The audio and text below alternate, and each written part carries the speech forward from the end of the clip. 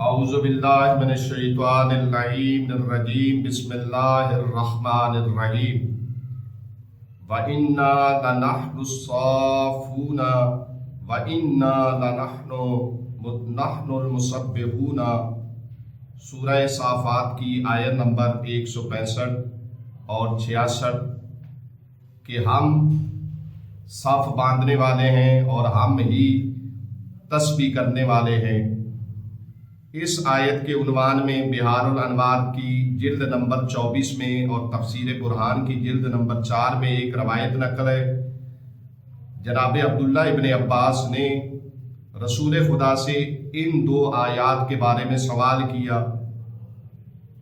جیسے ہی سوال کیا تو رسول خدا نے سامنے کی طرف دیکھا تو سامنے سے حضرت علی علیہ السلام نمودار ہوئے۔ مولا کے چہرے پہ رسول خدا کی نظر پڑی، مولا مسکرائے۔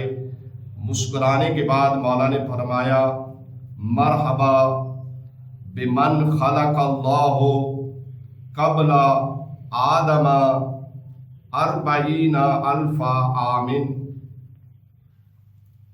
خوش آمدید اے وہ جس کو اللہ نے آدم کی خلقت سے 40,000 سال پہلے خلق کیا۔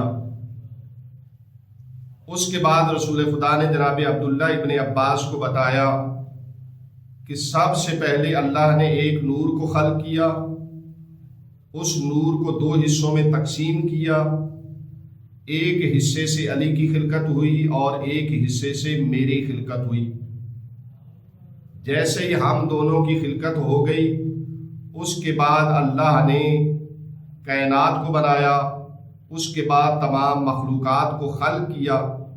اس کے بعد جیسے ہی تاریکی چھائی، فوراً اللہ نے میرے اور علی کے نور سے پورے جہان کو روشن کیا۔